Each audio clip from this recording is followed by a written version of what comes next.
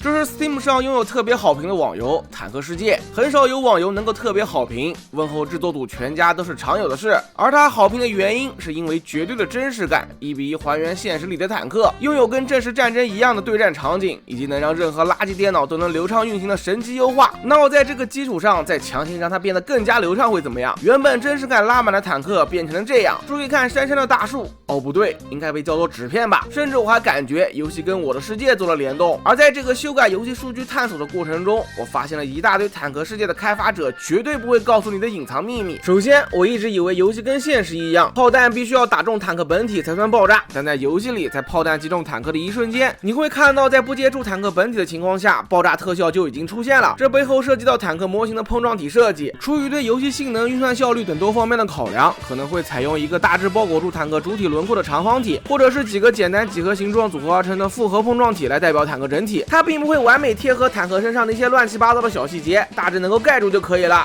所以当炮弹碰到这个长方体的时候，在游戏的逻辑判定里就已经算是击中了。当然这个反应是非常快的，肉眼几乎看不到。顺便炮弹的模型出场就自带一个光环，给炮弹附魔是吧？除了炮弹上有特效以外，就连车轮印其实也是特效，抓取坦克在行进过程中的场景模型。注意看地上，坦克行进过程中产生的车轮印竟然高出地面一截，这其实是因为坦克世界很细节，产生的车轮印并不是一张简单的贴图，而是带有特效的，比如走过以后留下的小土堆。为了防止用贴图穿帮，以及地形不是完全平整有凹凸起伏，所以就让车轮印的特效高出地面一截。没想到吧？紧接着我继续抓取地图的全部场景，你们就会看到在开发者眼里地图是什么样的。地图上有着大量的灰色和红色的方框，其中灰色的代表的是建筑物的碰撞体，红色代表植物的贴图。放眼望去，整个地图都没有一个下角的地方，属实是很有意思了。在视频的开头，我将游戏画质降低到正常情况下无法实现的最低画质，然后就变成我的世界了。虽然坦克变得跟纸糊的一样，但该有的样子还是有的。毕竟解包了坦克模型文件，可以看到就算是这种小坦克也有44837个面，这个数字大伙可能没有概念。我举个例子，比如玩坦克就一定会玩到拼装军模，这些主打还原的军模模型面数也就1000到5000个面左右，所以就能看出来游戏里的模型是要比玩具要精细的多。不过坦克世界有一点被人诟病，就是坦克内部没有细节，但是呢，在一些坦克的模型文件里，内部确实是有驾驶舱细节的，没想到吧？不仅如此，在最新的菜单页面中，场景中的人虽然玩家看不到正面，但换个视角的话，会发现人脸非常的高清，感觉开发团队是做累了坦克，想换个东西做一做。甚至我猜测在未来的更新中，可能真的会在坦克里加入人物模型，那就有意思了。坦克爆炸直接把人炸出来，想想就很刺激。虽然坦克世界为了优化能不做的地方都不做，但也有例外。比如在这张地图里，我们是看不到屋子内部的，而开启自由视角，你会看到屋子里有一堆家具，不仅这里有，这里也有，总感觉是开发人员埋藏的小彩蛋，或者是摆着好玩的，反正也没几个人会发现。除此之外，当我们把镜头移动到地图下方时，便能发现一个有趣的现象，许多建筑的模型底部都会向下延长很大一部分。就拿高塔模型来说，这其实是一个巧妙的设计，利用延长的部分，它能够被灵活的搭建成不同高度塔，以此来适配各种各样的地形。所以这种将模型适当延长的做法，算是快速搭建游戏场景的一个实用小技巧了。哦对了，还有车库，用来改装坦克的地方。那么它被放在地图的哪里呢？移动摄像机你会发现，车库被放在开始菜单场景的正上方，难怪每次切换镜头如此丝滑，毕竟都在同一个场景中。顺便在车库的内部提取场景模型，就会发现原来车库里所看到的文字信息和 UI 是这样摆放在游戏当中的，就跟科幻片一样。走近一点看看，文字信息啥的全都重叠在一起。所谓的打开2级菜单这种操作，只是图层覆盖而已，